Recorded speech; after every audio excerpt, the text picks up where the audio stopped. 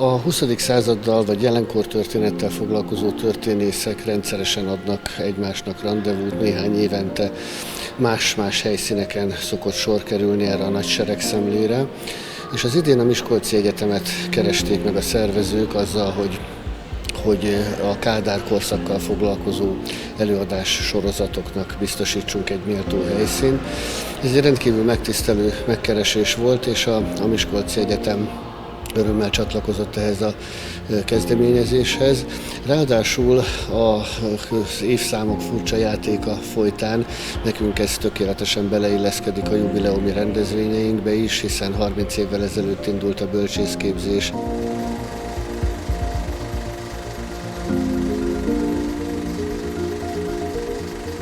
Ha a számokkal egy kicsit játszani akarunk, akkor 33 évig tartott a Kádár rendszer, éppen 33 év telt el azóta, mióta véget ért a Kádár rendszer, illetve hát itt van ez a jubileumi év is a bölcsészkar számára, úgyhogy számunkra ez egy nagy örömöt, sok feladatot is jelentett, de nagyon örülünk annak, hogy tényleg az ország minden tájáról, sőt határainkon túlról érkezett kollégák is elmondhatták a kutatási eredményeiket, csak előadásból több mint 220 hangzott itt el az elmúlt napokban. 8 párhuzamosan futó szekcióban, amelyek ugye tematikus szekciók voltak, tehát a Kádár korszak politika története, diplomácia története, sport, zene, művészetek, és még nagyon-nagyon sok különböző terület. Ennek a nagyon mély nyomokat hagyó korszaknak nagyon sokféle vetületét hozták el az ország, nyugodtan mondhatom, valamennyi felsőoktatási intézményéből érkezett kollégák, de nagyon sokan jöttek a közgyűjteményekből, levéltárakból, múzeumokból, és hát nagyon sok doktorandusz hallgató is, ugye a legnagyobb örömünkre előadásokkal jelentkezett erre a konferenciára. Úgyhogy azt hiszem, hogy az a bonyolult és máig kicsit sejtelmesen hangzó kifejezés, hogy Kádár korszak, a továbbiakban is rendelkezik történész utánpótlással, akik kutatási eredményeikkel gazdagítani fogják erről a korszakról kialakult képünket.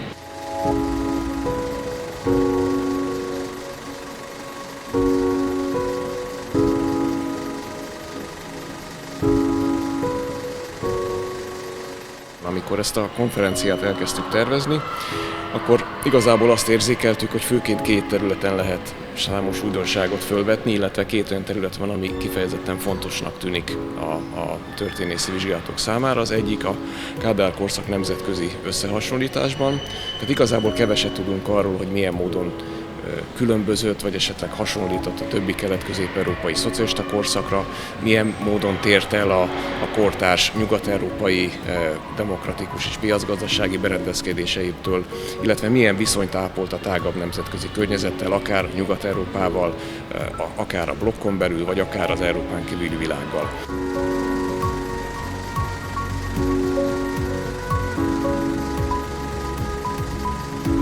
A Kádár korszak az egy hosszabb történeti folyamat része, nem lehet kiszakítani a magyar vagy a regionális történelem hosszabb folyamataiból azok a társadalomtörténeti változások, amelyek megfigyelhetők akár a háború után, vagy a 60-as, 70-es években.